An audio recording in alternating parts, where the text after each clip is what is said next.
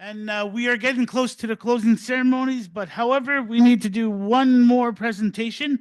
And I'd like to call upon it's the workshop to co create the community housing process guidelines. So, can I get the facilitators to come on up and do that for us so that way we can proceed? We are getting close to the closing ceremonies. Remember, your name tags must be all hole punched in order to have access to any of those prizes over there. And we are going to finish up the last presentation of the conference here. So let's give them a nice round of applause, please. Come on.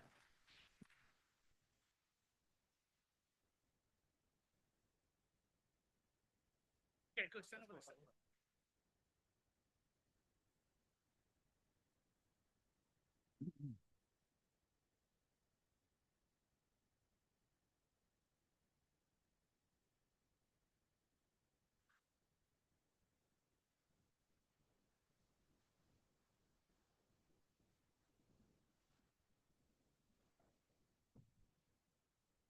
Okay, we need to do this properly because our next presenters, again, they're not affiliated with the KC and the Sunshine Band, but they do have something in common with them, which is Keith K and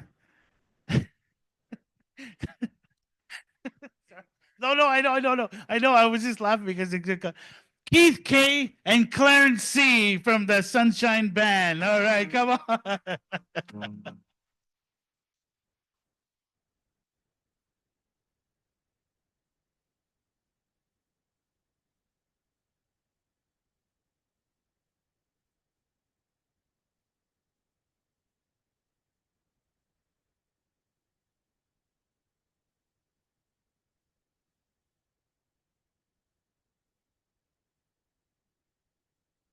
All right.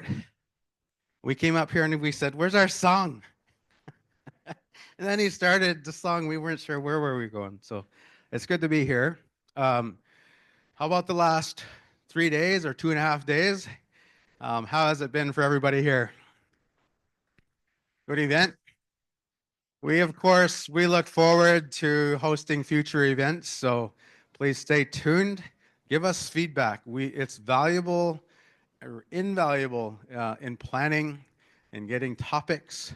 I understand that there are probably organizations, I'll say like the IESO,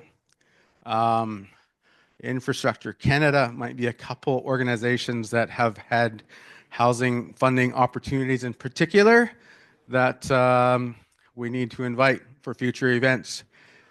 Because obviously we know the needs, and our goal is to connect the dots with funders, with those of us that need in communities and builders, everything else. That's our goal. So this session, it's always hard to do the last session. So it's awesome that you're all here.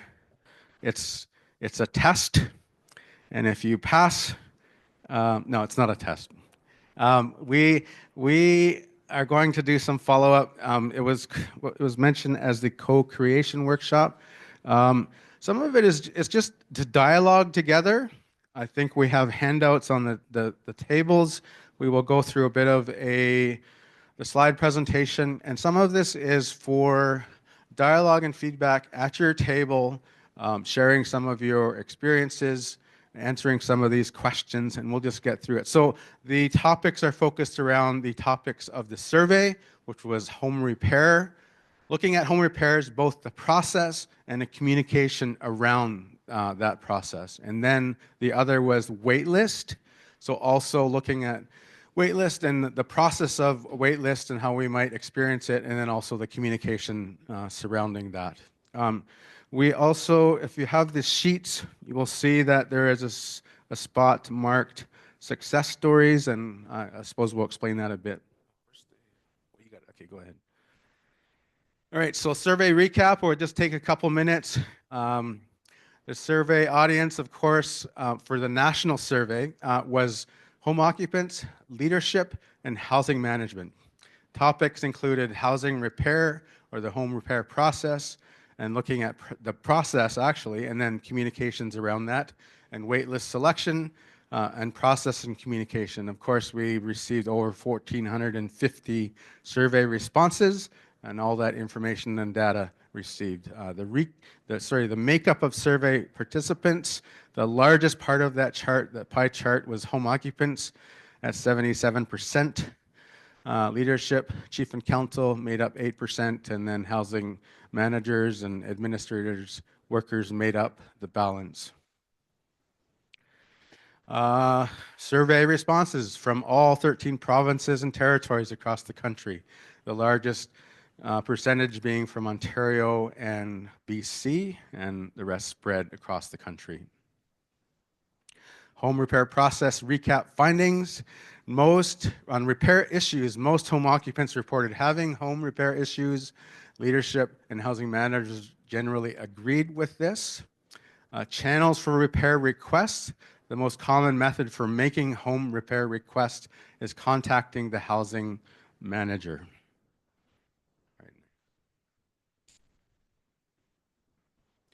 The home repair process, carrying on, familiarity. Home occupants are more familiar with the repair process based on survey feedback. Leadership and housing management perceive that community members have less familiarity with the process. Again, the questions were pretty specific on that and didn't elaborate that much. Communication. Home occupants find communication with housing authority or leadership less useful, maybe in achieving results or sooner, quicker results. Leadership and housing management have a more positive perception of the communication.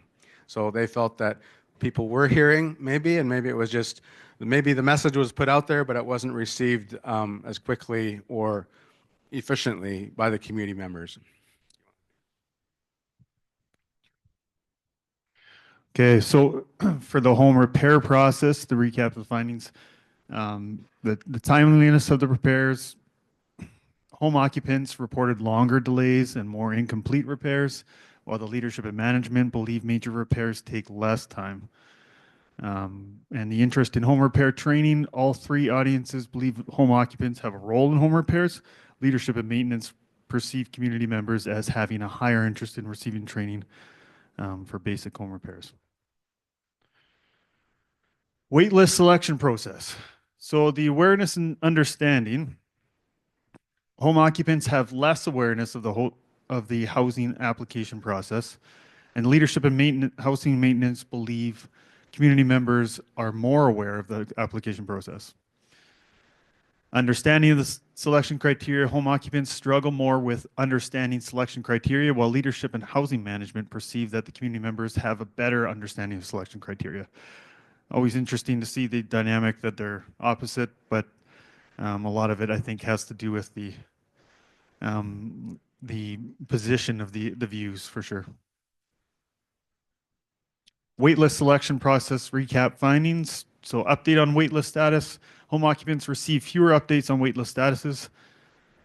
Leadership and housing management believe community members receive occasional or regular updates more frequently. A little bit of gap in communication there.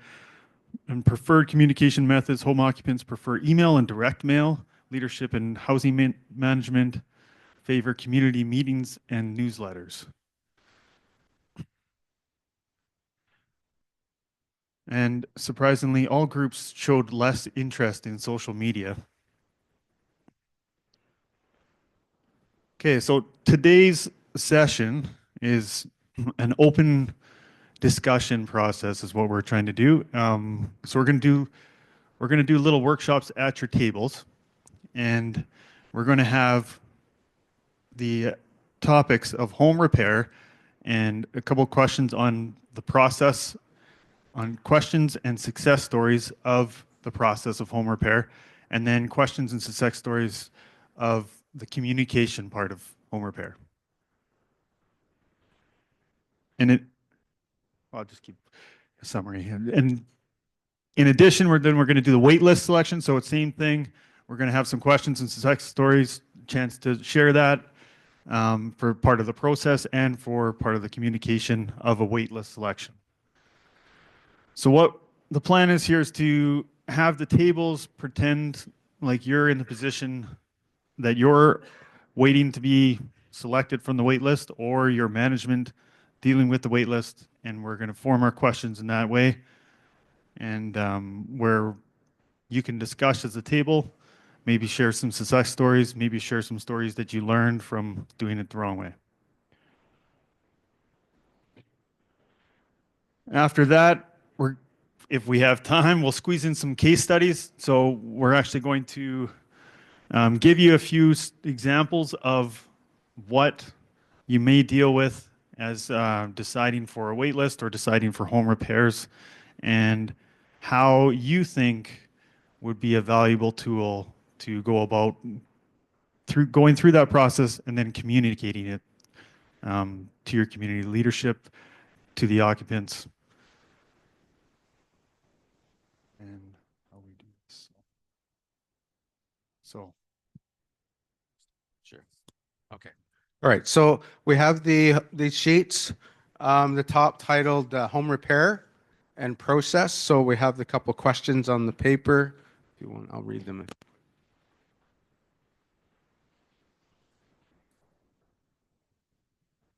Okay. The process question, and this is as mentioned, this is meant for dialogue around your table or for you to fill in.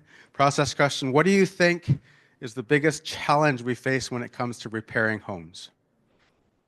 So, open-ended question. Please make some notes in your experience, or that that you're aware of in these processes, and it can be completely within your own home. We'll give you a couple minutes, and then we'll just keep talking through the remaining questions.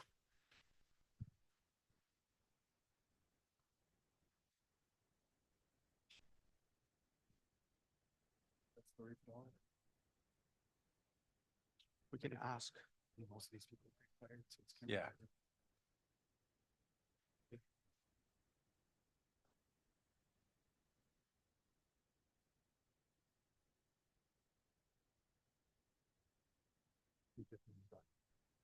75 minutes, so it doesn't matter. It doesn't matter. We'll just use. And it being the last session of the class, it does make it difficult for the process. Walk around the tables and ask if they need anything, keeps you from just standing. Yeah, and they go take it around. Then you come up and eventually then just maybe encourage to walk around.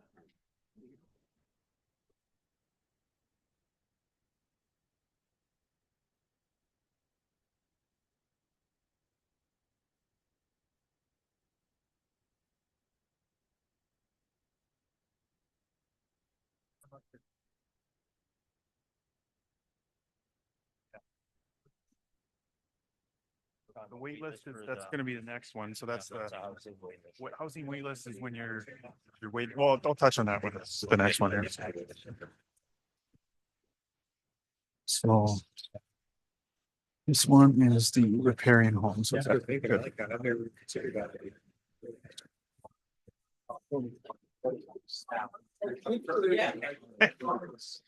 if anybody has a success story or a story they want to share, 1 minute long, anything related to housing repair, you can stick up your hand. You guys understood it a little bit?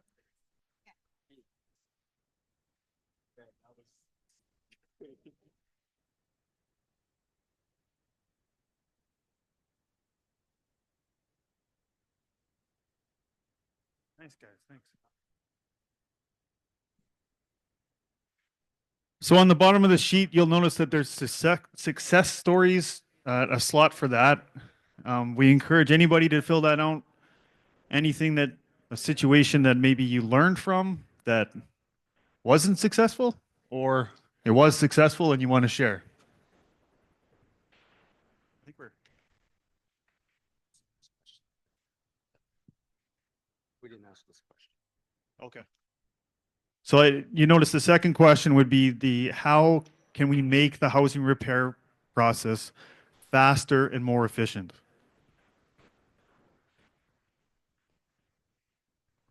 I noticed a lot of you actually filling out things. That's great. Thanks very much. I think we're ready for the next one if you want to just move on. The success stories, it can be just their experience, like it's not. Okay, you want to see if there's any volunteers who have anything to share? I tried. Okay. But they didn't. Yeah.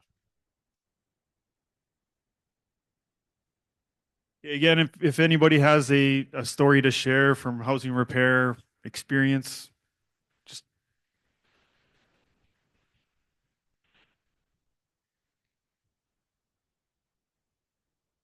You got one? All right. You want to share it? Yeah. Well, but you want me to go up there? Yeah, can you do it in a minute or so? Yeah? Yeah, whenever Okay. you call me. What's your name? Alan O'Keefe?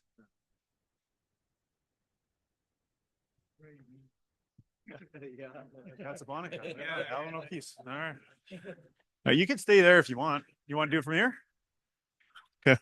Okay, I got it. Alan O'Keefe. He's the brave man who steps up here. He's from Casablanca Lake First Nation, and he'd like to share a little bit of a story on a renovation that they discussed around the table here. Hello, I'm from Casablanca First Nation. I just want to say to the housing managers, I'm new at my position. I just got hired in October. But before that, I was a CMHC bookkeeper for 2 years. So they kind of just threw me in the position as housing coordinator. My success story is I have a rental crew. I had 6 guys on my rental crew. So there was a family that moved out of this house because it was really bad condition, really deteriorated, mold. So we did the rental in 2 months, 8 weeks. We changed all the windows, doors, everything, flooring, new bathroom, new kitchen, everything. What I told my rental crew was, you know what, guys, I rounded them up 6 guys. I said, Chief wants this rental done in 6 weeks, but the chief never said that.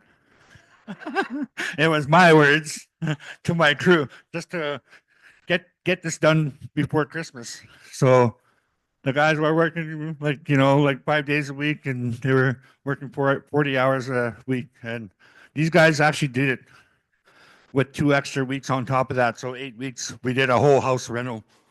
And prior to that, did another house rental. It took 1 year. So, but that was just because we didn't have materials. So that was my success stories just recently, that we did a rental in 2 months.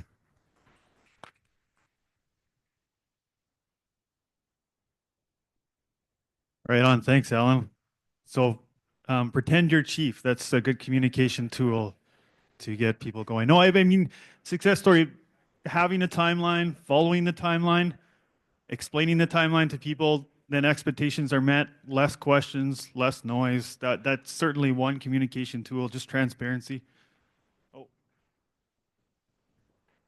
Story. Hello. Okay, I think we got one more here. Awesome. We'll do. Thanks for sharing. Keep filling in your responses and have your dialogue around your tables. Okay, I will. Name's Gina. Gina. No, I'll say it. It's Oh. not about this. Oh, okay. Okay. So my name is Gina. I work with Mishpacham First Nation, but I'm originally from Wikwemkong First Nation, Manitoulin Island. And what Scott told you about what happened in our community is true, and it worked. It was pay and you stay. If you don't, get out. And but what was beautiful about it is they provided options to the people. The notice went out. There was a rumbling in the community, and then notice went out to the community. Come and talk to us. We want to make some options for you. And those that went, thank God they did, because they helped spread the word for those who didn't want to go and were scared and hiding in their houses and trying to avoid the housing department. Another notice came and said, like, we need to talk to you. We're coming to your house on such and such a day, and we expect you to be home. And I mean, who wants to hide in their own home? I mean, face the facts. We all have to pay someday in our lives. And it worked, because when you give people a way out, most people will take it. And they don't want to continue to stay in their homes and hide behind their doors, scared that one day you'll stop knocking, because no, they weren't going to stop knocking. And and the list went up of how many people needed homes in the community. And so there you are in this home and you're not paying, and our list is 500 strong and growing. It's like, well, where do you get off staying there? That's what people started to say to each other when someone else is willing to pay and needs a home. So it really helped. And those people who were hiding behind closed doors heard that there's an option and there's a way out. And part of that is, every 2 weeks you pay instead of at the end of the month, because sometimes payments like that are overwhelming. So if you can do them in increments, it helps. And it helps if you just get it off your paycheck, something like that, rather than having to go over there and hand that money over. Anyway, that was a success story, and it worked. Thanks very much. And when you're communicating the letters and how you communicated to people, how was that? Was it a newsletter or? It was letters. It was letters sent to the occupants of the homes. But the best communication was from the people themselves to each other. That became the communication. Thank you.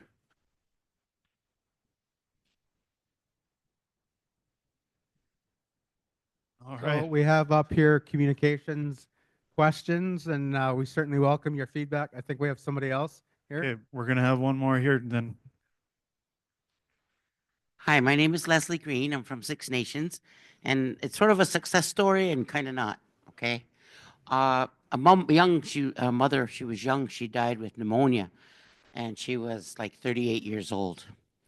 When you get into the house, you could hardly breathe. They were just taken over by mold. Smells like mildew, but it's mold. And then a little bit later, the father ended up in the hospital. They thought he was on drugs because he kept like slurring, falling down his steps, and you name it. He went in the hospital with 75% oxygen. They had to cut a hole right through, under his arm, right into his lungs, and start extricating what had built up around his lungs. He spent, I think, close to 3 months in the hospital. So Jordan's principal moved quickly. It was one of those urgent case, a true urgent case, where they brought in a team.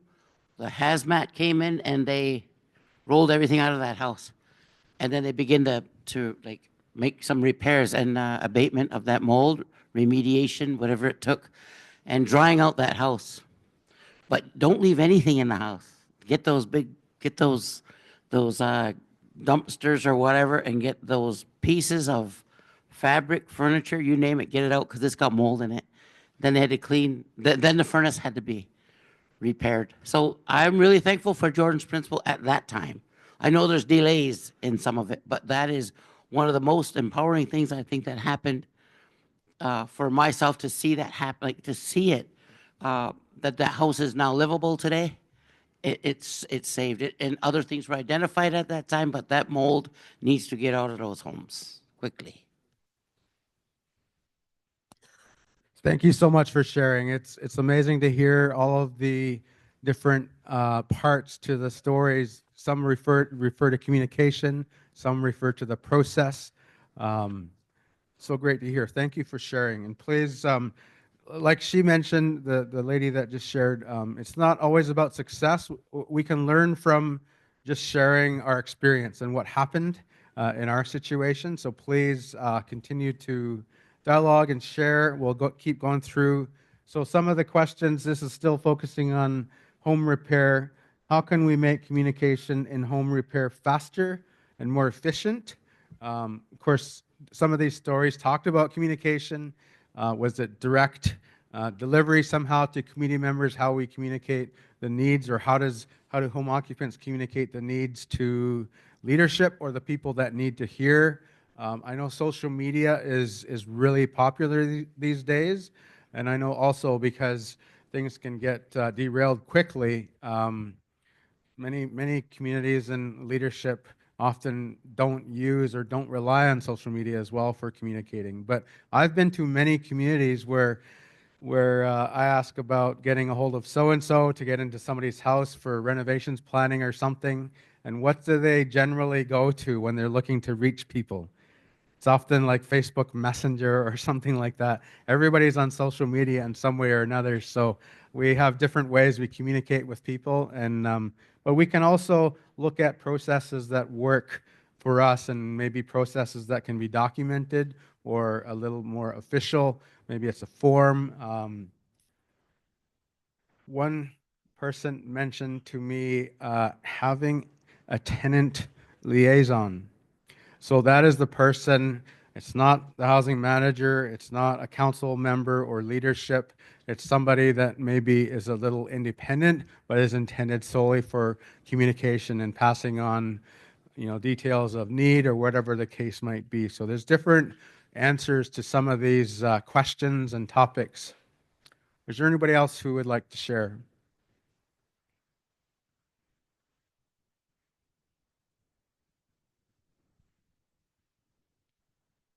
This is the home repair.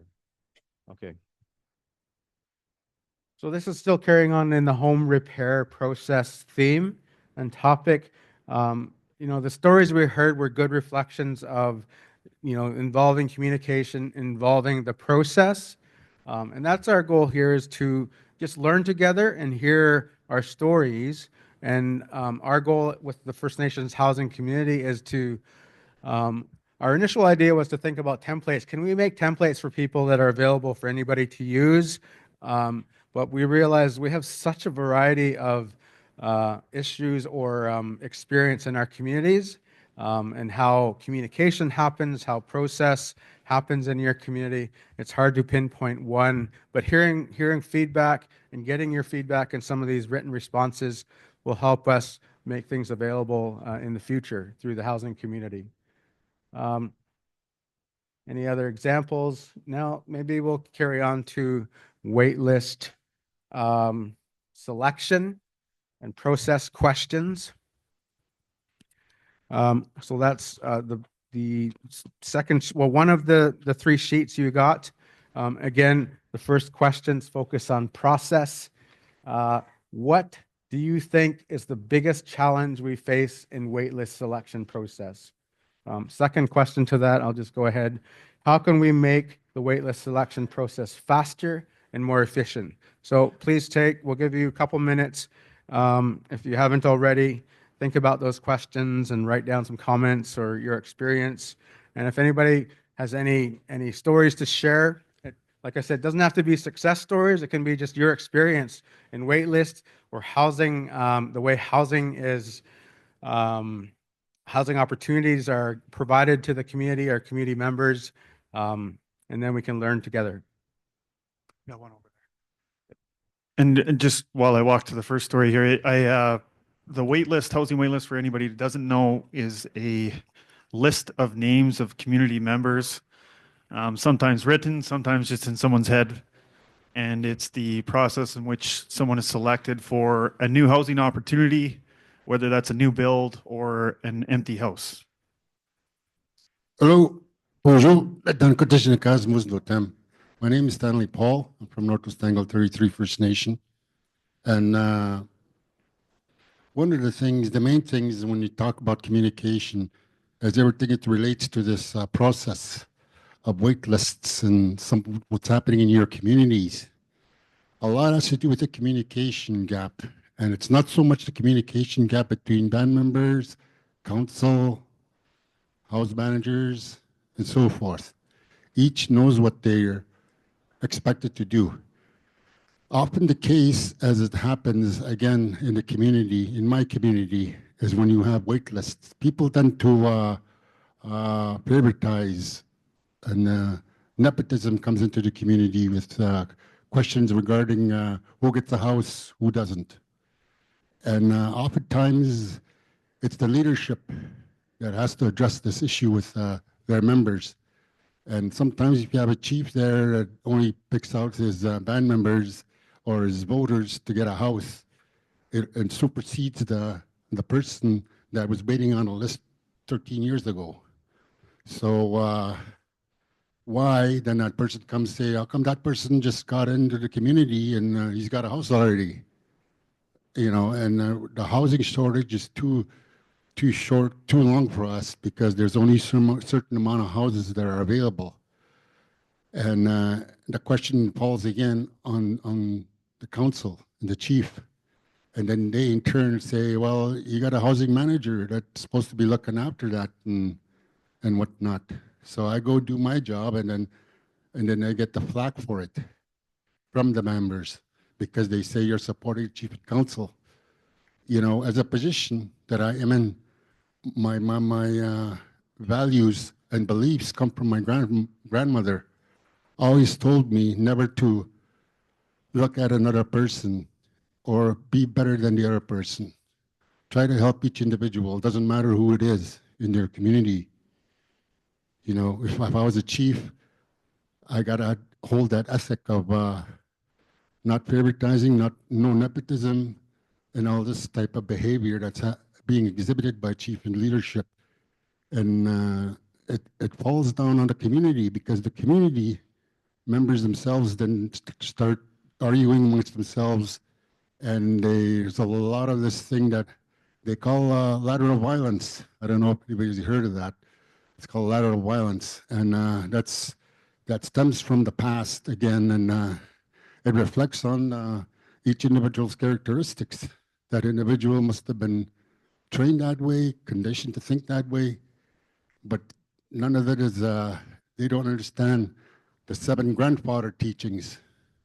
And again, I'm coming from the communication from the spirit creator who gave everything to these people to make sure they have good homes, none of this behavior, respect comes into play, humility, and all those teachings.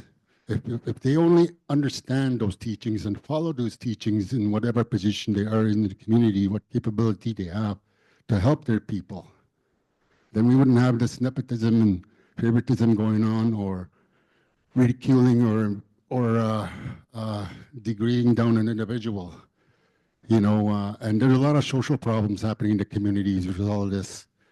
And there's a lot of violence. There's a lot of these young people getting into that situation. And there's vandalism. People vandalize their homes, their doors, their windows, or there's a big fight and a big party, and a house burns down.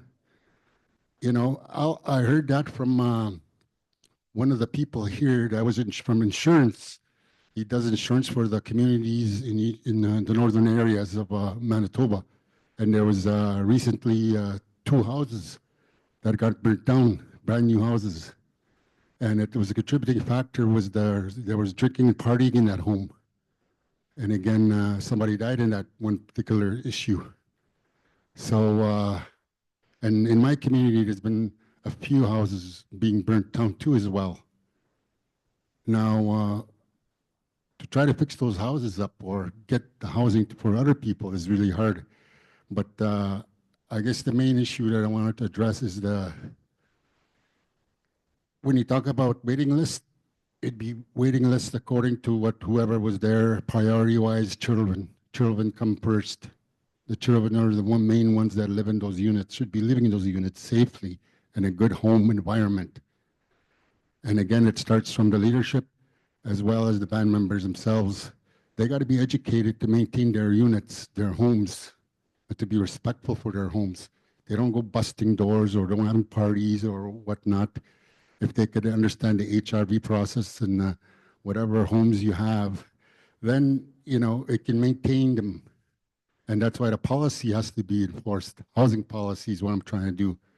But it's no good if those people don't abide by it. So I guess to me, that's the main problem I come up with as a housing manager. Thank you. Thank you very much.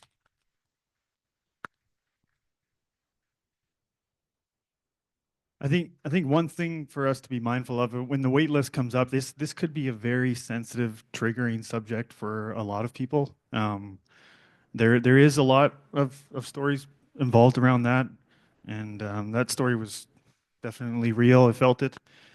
Um, Sometimes I do find that even in the smallest forms or the biggest forms, uh, communication and having a protection of how a fair process works, and kind of what we're talking about when we're touching base on process and communication. The leadership involved, you can't imagine how much pressure they have when they have other people asking, well, now you're in, you know, get me in, get me a house. And the also the pressure of the visual of you talk to somebody, and then all of a sudden that that person's going to be saying, well, what are you doing visiting that person's home, or what are you doing visiting that person's home? It can get very cumbersome.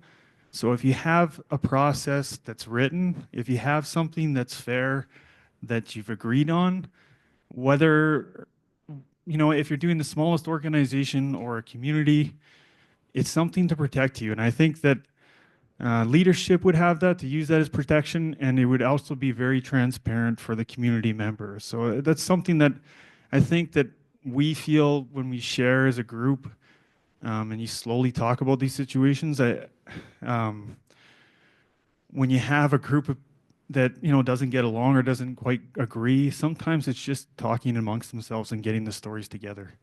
So that's the goal for us. I think eventually you come up with something that works for you. We got one more story over here.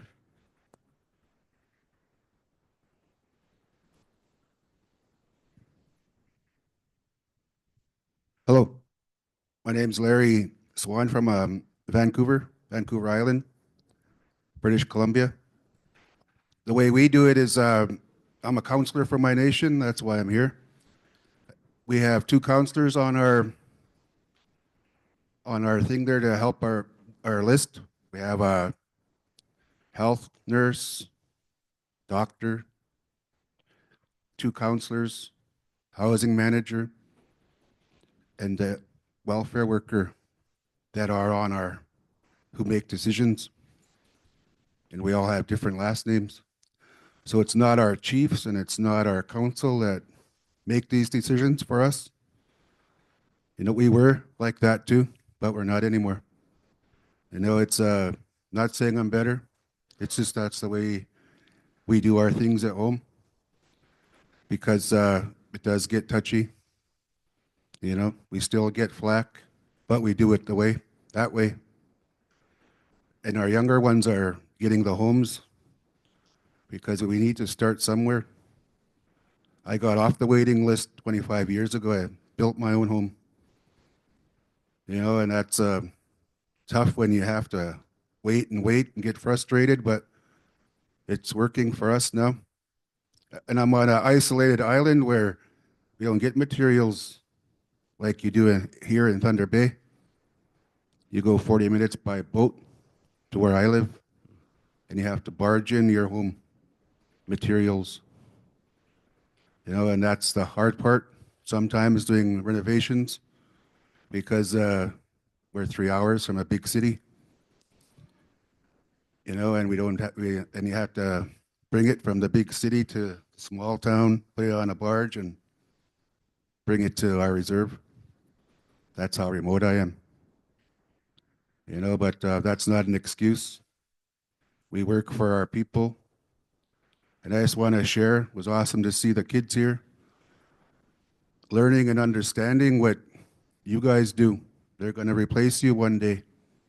You know, 2 weeks ago, we were in Vancouver meeting the premier and all their workers, and we took 10 kids so they could understand politics and learn. They're going to replace me doing what I'm doing. And that's how we work, to show our kids it's not always about the game, Fortnite or whatever you want to call it.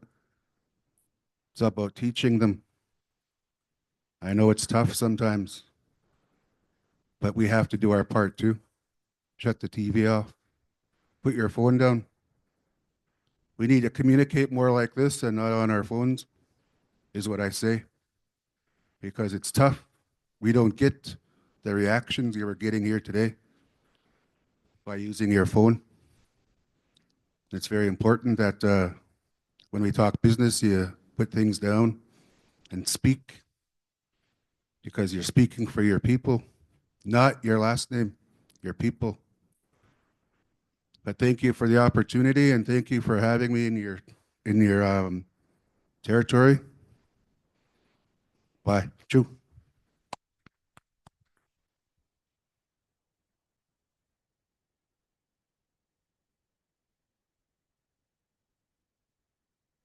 Good afternoon. Wajah Buju. My name is Lily Schwinnard, and my band is Tequa Tagamuk First Nation from Northern Ontario. I'm here as an elder from my band, and I have Brian Eiseroff here and the housing manager, Conrad Sutherland. And I'd like to say that I want to move back to my homelands now. And I'm being very patient for an elders complex of 8 that is in action now. And I'd like to repeat what this guy said over here about when you get a house, you have to look after it, maintain it, don't let it rot away. We're blessed if we get a house. We have to look after it. We don't need to call the band office to come and look after everything. We need to look after it ourselves. And that's how the youth learn too. The youth learn to take care of their home by watching us looking after our homes. So I'm on the waiting list, and I'm very patient. I put my name on the waiting list about 6 years ago, maybe something like that. I'm 62 years old. I knew it's going to be a while. And when I hit 65, I hope I'm up there on the list. So I'm very being patient and open-minded with the housing managers and what they do on the reserve. And I'm very grateful to be here and with the housing manager, and what they do on the reserve is they can't satisfy everybody, and we have to be proactive. Our reserve is not, oh, that's his wife, let's get her a house. It doesn't work like that on our reserve. Everybody is in line as when they apply, and you're not going to get a house right away. Like I hope I'm on my reserve when I retire. I got a lot of years behind me, but a lot of the elders, we don't have many years ahead of us. I want to go home now. My grandchildren are asking me, Nanny, when you coming back? So I hope one day I'm going to live on my reserve with my grandchildren by my side. So with all due respect, I'm very grateful to be here and say a little bit of how I feel. Miigwech.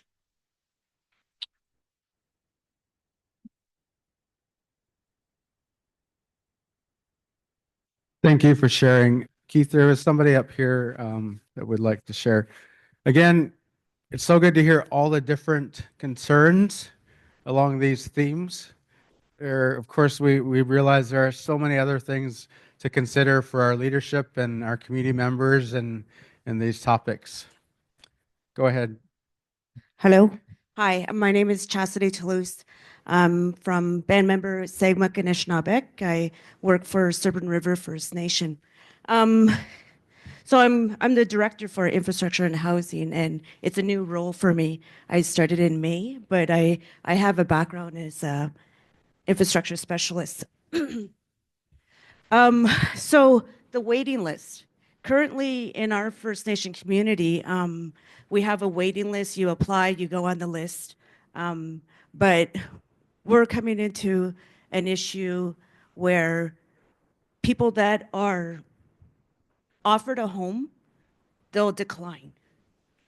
So we get to the point where how many times can you decline a unit, a rental unit, until do you get put at the bottom of the list?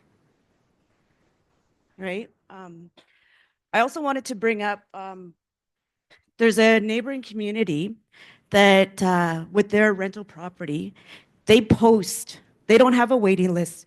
They post the house that's available for rent, and everybody applies for that. And all those applications go into the process where it goes to a housing committee and they select the top two for that unit. Then they make that recommendation to chief and council, and chief and council will select. So that's their process, and they just eliminated their waiting list. Thank you.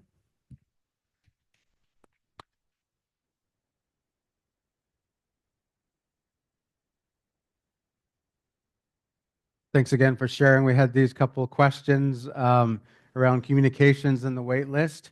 What do you think is the biggest challenge we face when it comes to communication and wait list selection? Sorry, and then how can we make communication and wait list selection faster and more efficient? So again, important things, and thank you for offering your feedback. There's so many factors in a wait list, and when we were presenting along with the survey results, what things need to be on a wait list, like number of family members, age of anybody with disabilities,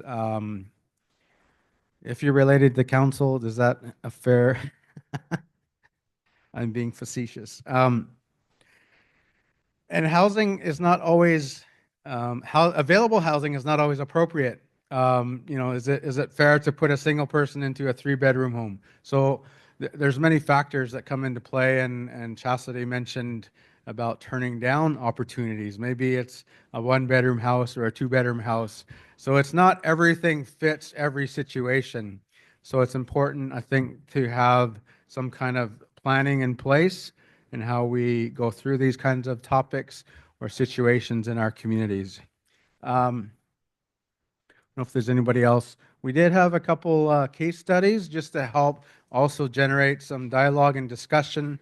Again, as we share our experiences, we will be gathering these papers with our comments and feedback, and how can we move forward and provide templates with awareness of all these different issues. So we'll just read this scenario, and please take some time to have some discussion and write some of your feedback. So this is in the home repair process. Again, one of the 3 papers that you got at your table. The first one says, a family living in an overcrowded home has been waiting for over a year for roof repairs, which has caused water damage. They've written a letter and submitted it to the chief, but they haven't received any response yet, and the repair is not done until today. I'm not sure that thought is finished right. It's not finished yet. Discussion points: how can we improve communication between home occupants and housing management? What are the barriers causing delays in processing repairs? And how can we prioritize repairs for families in need of urgent attention? So please take a couple minutes, and we'll gladly also, any feedback that anybody wants to share with the group, we'll gladly bring the mic around. Take a couple minutes, and we may take up another case study.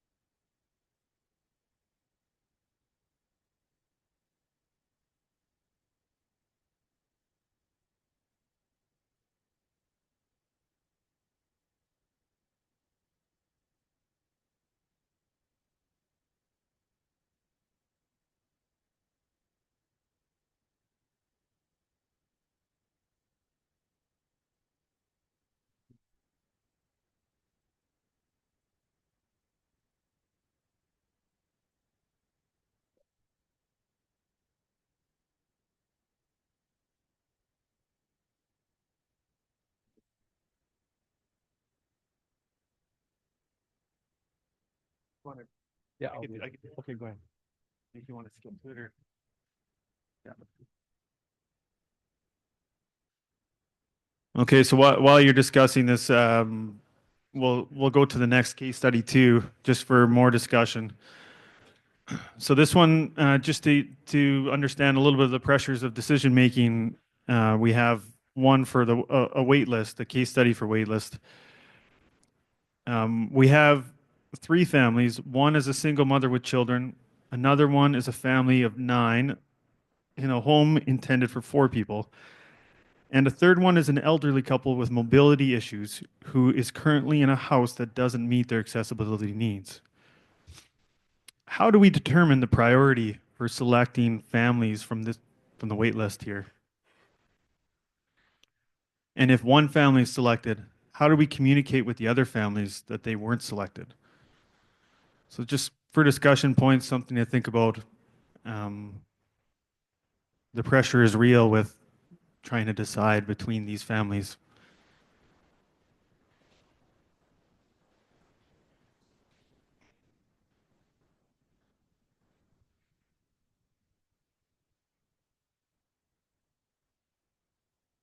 We won't go too much longer because Moose Lakes needs to dance every hour and we've gone past that time limit, so he's just shaking in his seat here.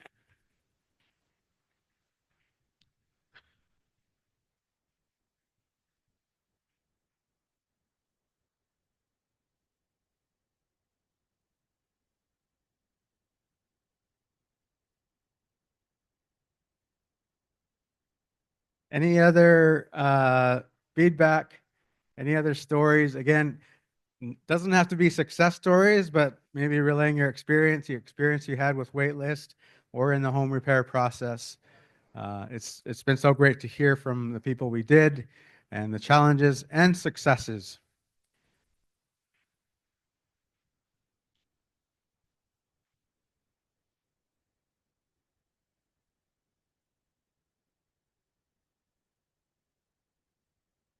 You have another one?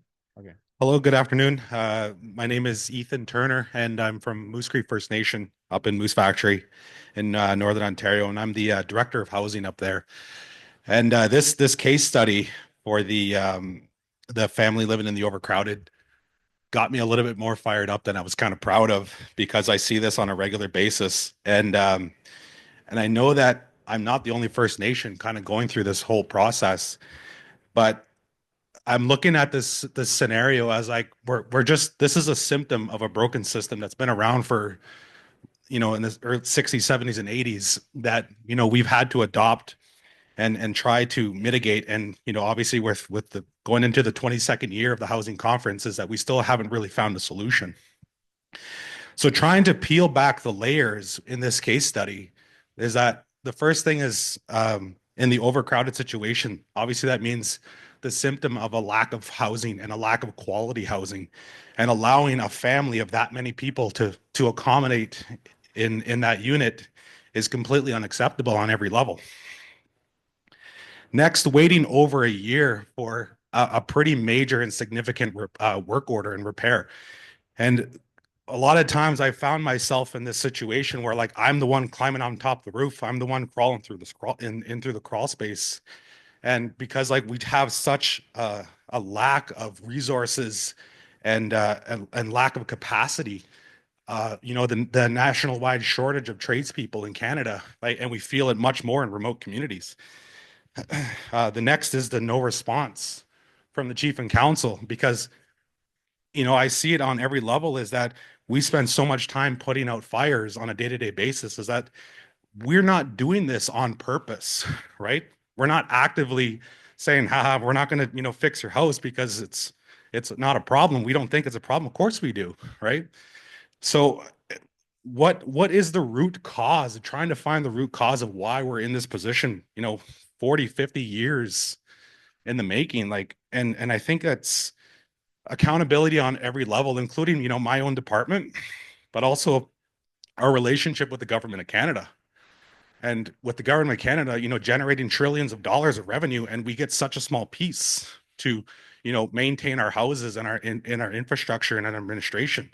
I think just, starting to really open our eyes to we're trying to adopt a system that isn't ours, that we just inherited, that I think is a major issue. And I think something like, with our leadership and, the voices of the First Nations needs to be a little bit louder in talking to Canada, because I think it's just like it goes down to a lack of funding. And, with ISK, it's like, $38 million a year. And then it goes to, small pieces to the First Nations. And then, okay, well, I have $50,000 of money I can, put towards these houses, but it's going to cost me $200,000 per house to renovate. We don't have that. So a lot of times we kind of like take initiatives on ourselves to go up on that roof to fix that house ourselves, or go through the crawl space and find the problem. But it's just like a whole holistic issue as to why we're in this position. So I'm trying to find the recipe to success, and I'm trying to share that recipe. But yeah, it's been a struggle for sure.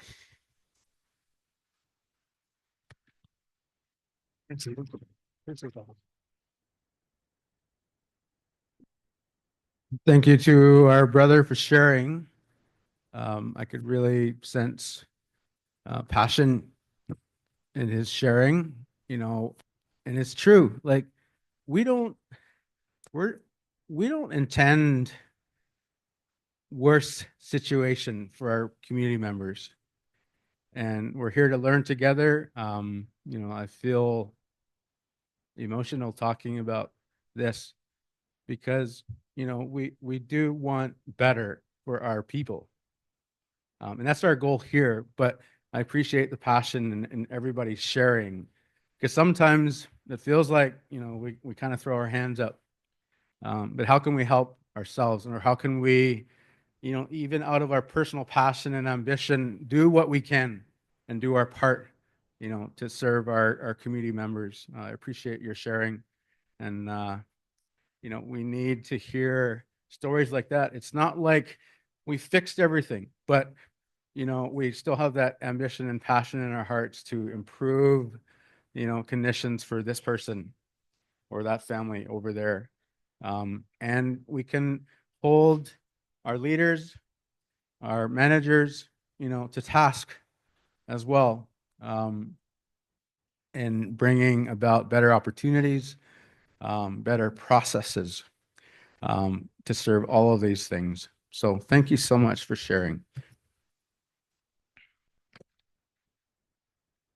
I think we will conclude our time with this. Please, we will gather your papers on some of these things, and we will certainly reference them and record them, and use them to plan for the future, possibly plan for templates, that kind of thing that can serve all the different needs we've heard about today in some way or another. So thanks to Keith for helping with this. Thank you all for participating.